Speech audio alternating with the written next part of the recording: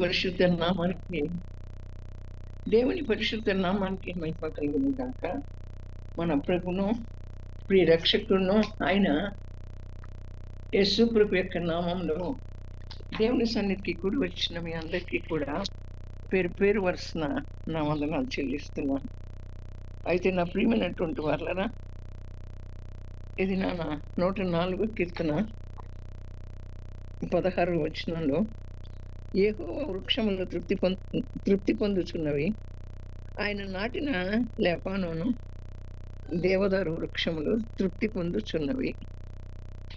యెహోవా వృక్షాలు తృప్తి పొందుతున్నాయంట.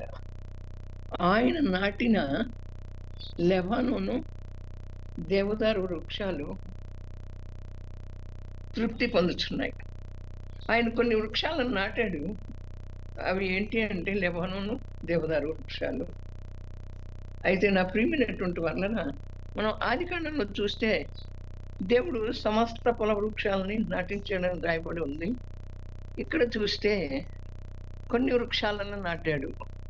అవి ఏంటి అంటే నా ప్రియమైనటువంటి వలన లెబానోను దేవదారు వృక్షాలు అని దేవుని యొక్క వాక్యం సెలవిస్తూ ఉంది.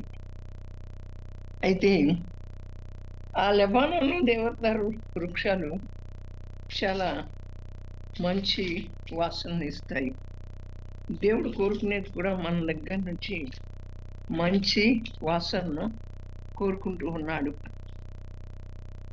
ఆయన నాటిన చెట్లు కొన్ని ఉంటాయి, ఆయన చేత నాటబడినటువంటి చెట్లు కొన్ని ఉంటాయి. మరి యెషయా గ్రంథం 61వ అధ్యాయం ఇక్కడ 3వ వచనం చివరి వాక్యంలో మనం చూస్తే, నీతి యెహోవా తను మహిమపరుచుకున్నట్లు నీతి అను మస్తకి వృక్షములనియు యెహోవా నాటిన చెట్లని వాటికి పేరు పెట్టబడిన. వాటికి ఏమని పేరు పెట్టబడింది? యెహోవా నాటిన చెట్లు అని వాటికి పేరు పెట్టబడింది. ఈ మనిషి ఈ చెట్లు మనతో పోలుస్తూ ఉన్నాడు. ఈ చెట్లను మనతో పోలుస్తూ ఉన్నాడు నా ప్రియమైనటువంటి వాళ్ళరా. అయితే తండ్రి చేత నాటబడిన చెట్లయితే అవి ఫలవంతంగా ఉంటాయి, ఫలిస్తాయి. ఆయన చేత నాటపడకపోతే అవి పెళ్ళగించబడతాయి.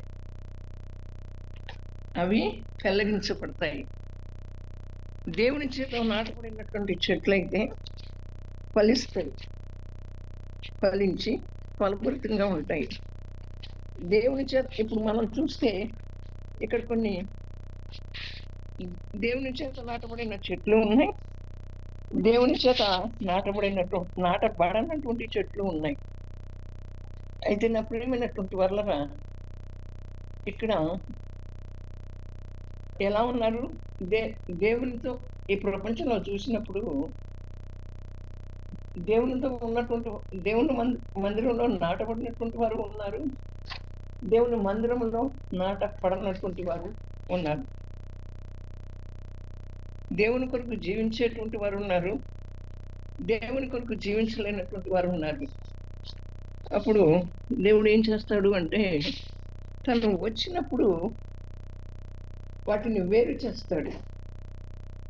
ఈ యొక్క ఆయన చేత నాటబడిన చెట్లు, ఆయన చేత నాటబడినటువంటి మొక్కలను ఎట్లా వేరు చేస్తున్నాడు?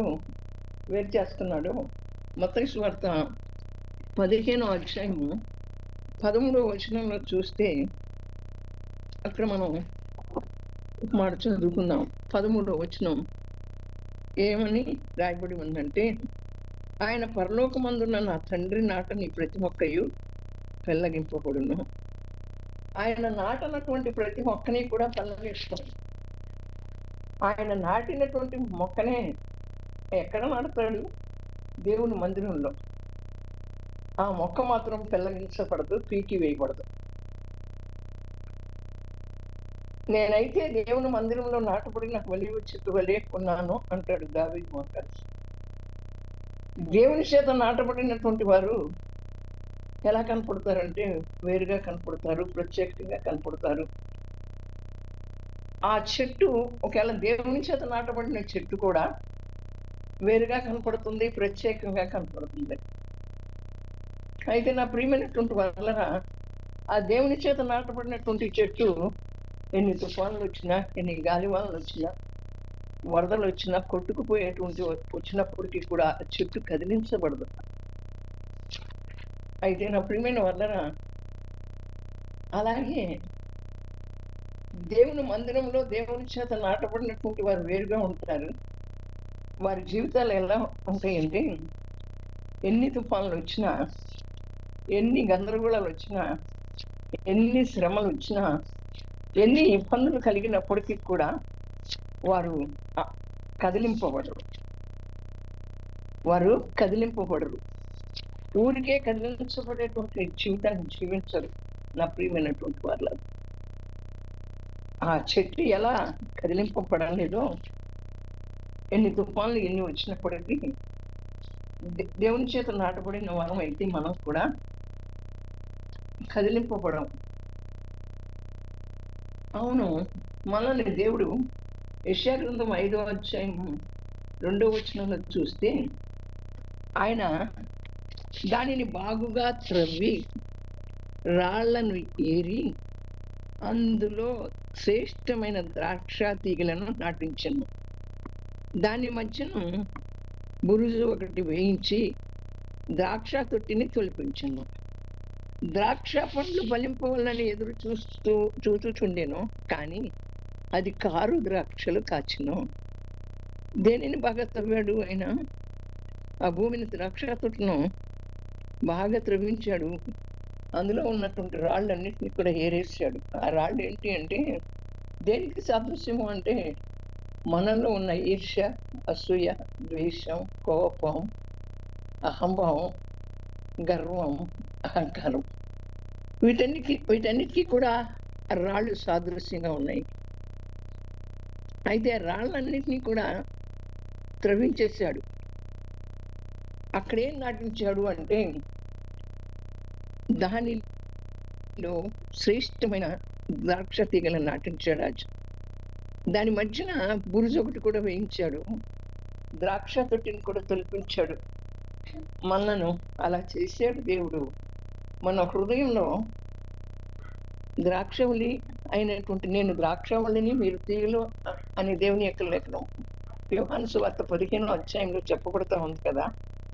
ఆ ద్రాక్షవల్లి అయినటువంటి యేసయ్య మన హృదయంలో నాటబడాలని, మనలో ఉన్నటువంటి వాటన్నిటినీ కూడా గరుకైనటువంటి స్వభావాలు, రాళ్ళ వంటి కఠినమైనటువంటి స్వభావాలు మనలో ఉన్నటువంటి వాటినన్నిటినీ కూడా తొలగించి వేసి ఆయన మనను ద్రాక్ష పండ్లు ఫలించాలని కోరుకుంటూ ఉంటే, మనమేమో కారు ద్రాక్షలు కాస్తున్నాం.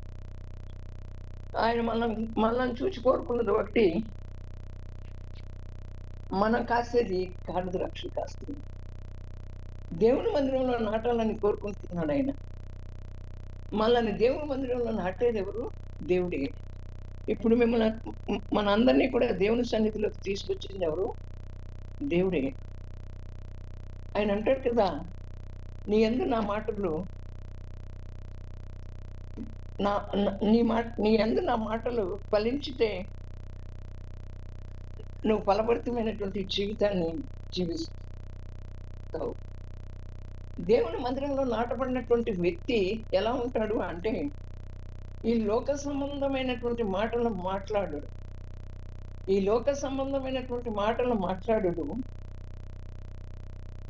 ఆ తర్వాత ఆయన ప్రవర్తన వేరుగా ఉంటుంది నా ప్రియమైనటువంటి వాళ్ళ. ఈ లోకాన్ని గురించి ఆలోచించరు, కానీ వారి యొక్క ప్రవర్తన చాలా వేరుగా ఉంటుంది. ఆయన మాటలు మనలో ఉంటే, ఆయన చెప్పింది వింటే మనము ఫలిస్తాం. ఆయన చెప్పింది వింటే మనము ఫలిస్తాం. ఆయన చెప్పిన మాట విని ఆయన మాటకు లోబడి విధేయత చూపిస్తే మనం ఫలించేటువంటి వరంగా ఉంటాం. అయితే నా ప్రియమైనటువంటి వాళ్ళరా, ఏమంటాడు అంటే, నేను ద్రాక్షావల్లిని, మీరు తీగలు. మీరు నాకు అంటు కట్టబడి జీవించాలి. తీగలు ద్రాక్షావల్లికి వేరైపోయి జీవించలేవు కదా. కొన్ని ఆయన నాటని చెట్లుంటాయే, వాటిని తొలగిస్తాడు. అయితే మనం దేవుని మందిరంలో నాటబడాలి అంటే ఆ లెబానోను దేవదారు వృక్షాలు వలె సువాసన కలిగి జీవించాలంటే మనకొక స్థిరమైన మనస్సు ఉండాలి.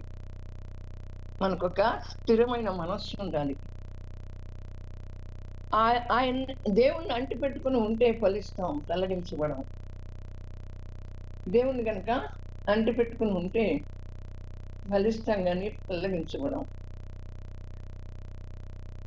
మనలో అసూయ, అహంభావం, క్రోధం లేకుండా ఉంటే ఆయన సన్నిధిలో మనను స్థిరపరుస్తాడు. ఆయన సన్నిధిలో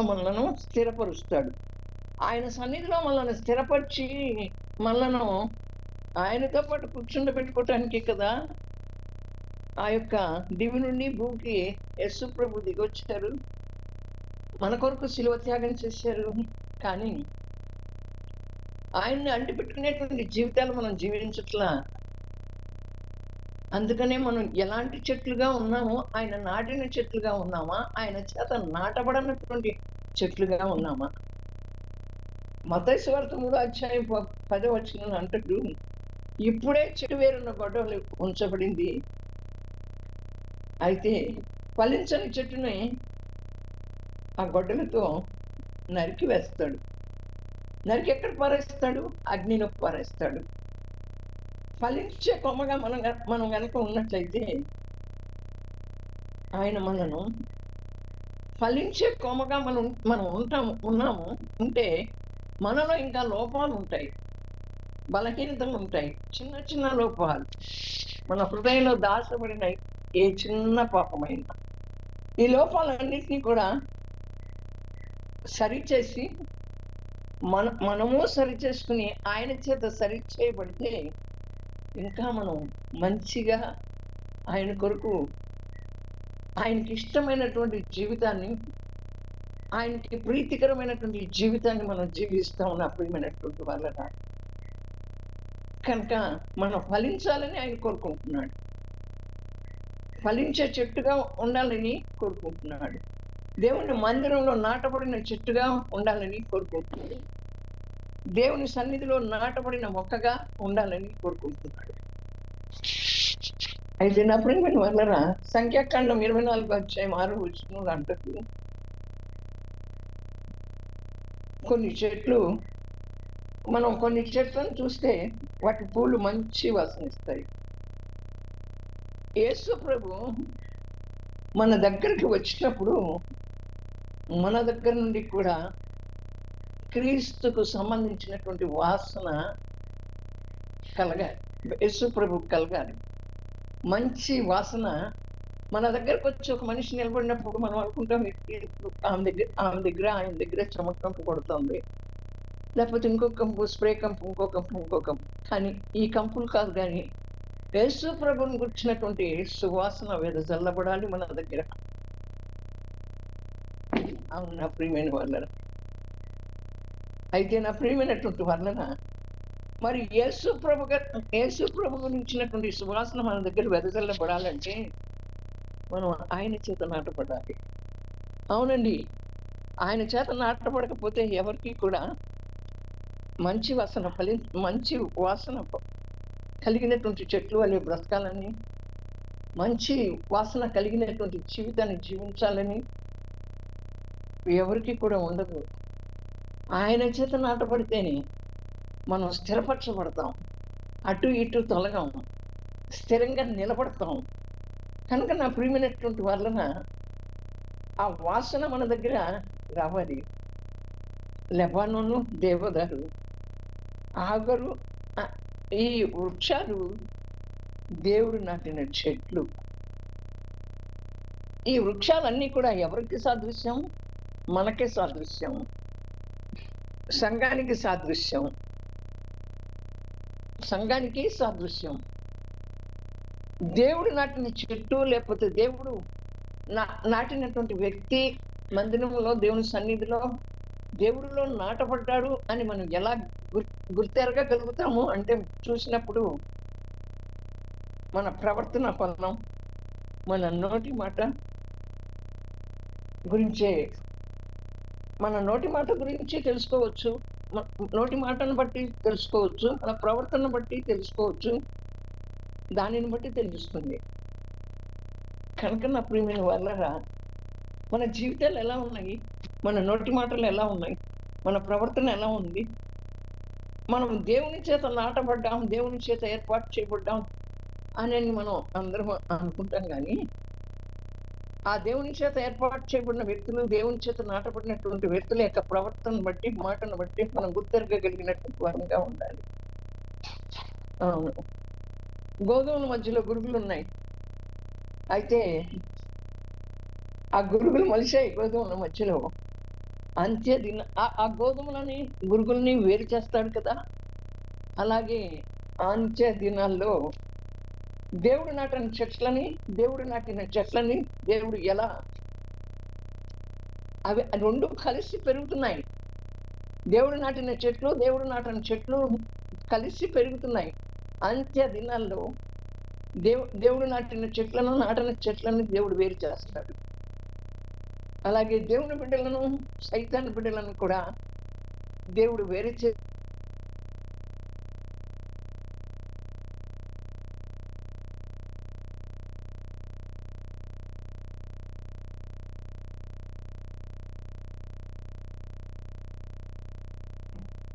దేవుడు నాటనటువంటి చెట్లు అలే ఉన్నామా? అవును. దేవుని సన్నిధిలో ఎలా బ్రతుకుతున్నాం, దేవుని సన్నిధికి ఎలా వచ్చి కూర్చుంటున్నాం అనేటువంటి మనల్ని మనం పరిశీలించుకుంటే, ఒక నదీ తీరాన లెబానోను దేవదారు వృక్షాల నదీ తీరాన నాటబడ్డాయి. అంటే దేవుని దగ్గర నాటబడ్డాయి. అవి నెల కాపిస్తాయంట. లెబానోను దేవదారు మొక్కలు నెల కాపిస్తూ ఉన్నప్పుడు అవి ఫలిస్తున్నాయి కదా. అక్కడ చెట్టు వేరున గొడ్డలు ఉంచబడింది, ఫలించినటువంటి చెట్టు నరికివేసి అగ్నిలో పడేయమంటారు కదా.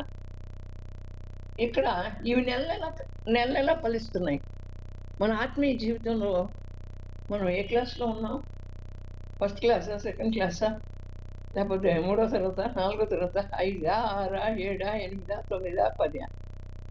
మనం ఎట్లా ఫలిస్తున్నాం? మనం ఆలోచన చేసుకుంటే ఎలా ఫలిస్తున్నాము అనేటువంటిది మనకు తెలుస్తుంది.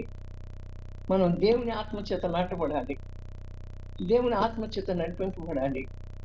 దేవుని ఆత్మచేత నాటబడి, దేవుని ఆత్మచేత నడిపింపబడినట్లయితే దేవుడు నాటిన చెట్లు వలె ఉంటాం. లెబానోను, అగారు దేవదారు వృక్షం వలె మనం ఉంటే మనకెంతో ధన్యత. దేవుడు మనల్ని అలా చూడాలని దేవుడు అనుకుంటున్నాడు. అదే నా ప్రియమైనటువంటి వాళ్ళరా. అయితే మరి ఫలించడి చెట్టు లాగా మనం ఉండాలని కోరుకుంటున్నాడు. అవును నా ప్రియమైనటువంటి వాళ్ళరా, ఆయన ఏమంటున్నాడంటే, నీతో నాతో ఏమని చెప్తున్నాడు అంటే, దేవదారు లెబానోను మరి ద్రాక్షవల్లి వలె, ఫలించడి చెట్లు వలె దేవుని సన్నిధిలో నాటబడి క్రీస్తు యొక్క వాసన మనలో నుంచి రావాలని కోరుకుంటున్నాడు. ఆయన లేని జీవితం కానీ, ఆ వాసన లేని మన బ్రతుకు కానీ ఫలించడి మొక్కల వలె లేకపోతే చెట్టు వేరిన గొడ్డలు నరికి అగ్నిలో వేయమంటాడు. మనం ఆ గోధుమల్ని, గురుగులను వేరు చేసినట్లుగా ఆయన నాటిన చెట్లను వేరు చేసినట్లుగా ఆయన రాకడలో దేవుని బిడ్డలను, సాతాను బిడ్డలను వేరు చేస్తాడు. ఆయన రాకడతో మనం సిద్ధపడాలంటే మనల్ని మనం సరి చేసుకుంటూ ఫలించే చెట్లు వలె ఉంటూ, ఆయన మన దగ్గరికి వచ్చినప్పుడు మంచి సువాసన కలిగి జీవించే వరంగా ఉంటూ, మన భక్తి జీవితాన్ని మనం కాపాడుకోవాలి. మనకున్నదంతా కాపాడుకుంటాం కానీ మన భక్తి జీవితాన్ని కాపాడుకోవడానికి మనకు అస్సలు మనస్సాక్షి ఒప్పుకోదు. ఒకవేళ మనస్సాక్షి ఒప్పుకున్నా పక్కన ఉన్నటువంటి వారు ఇంకేం భక్తి, ఎంత భక్తి చేస్తున్నాం ఏంటి అని అంటే అక్కడే సరిపోతుంది. కనుక మనం ఈ దినాన ఎలా ఉన్నామో అనేటువంటిది మనం ఒక్కసారిగా ఆలోచన చేసుకుంటే, ప్రభువా నేను నీవు నాటిన మొక్క వలె ఉన్నానా? నీ చేత నాటబడినటువంటి మొక్క వలె ఉన్నానా? నీవు నాటిన మొక్క వలె ఉంటే మేమెంతో ధన్యులం ప్రభువా. నువ్వు నాటబడిన మొక్కల వలె ఉంటే మేము ఫలించకపోతే నరికి వేసి అగ్నిలో వేస్తావు. నీ రాకడలో గోధుమలను గురుకులను వేరు చేసే జీవితం ఉందా? అట్లాంటి బ్రతుకుతున్నామా? వేరు చేస్తావు. దేవుని బిడ్డలను సైతాన్ బిడ్డలను వేరు చేస్తావు. మేము దేవుని బిడ్డలంగా బ్రతకాలి. మేము మంచి గోధుమ పంటలాగా ఉండాలి. కొండ తేనెతో తృప్తిపరచబడినటువంటి వరంగా ఉండాలి. కనుక అట్టి జీవితం మాలో ఉందో లేదు. మేమందరం కూడా ఒకసారి మమ్మల్ని మేము పరీక్షించుకుని నీ సన్నిధికి సిద్ధపడగలిగిన కృపా సహాయం దయచేయమని త్వరగా రానైన యేసు ప్రభు యొక్క శక్తి కలిగిన నామంలో ప్రార్థించి పొంది ఉన్నాము తండ్రి. ఆమేన్. పరిశుద్ధుడా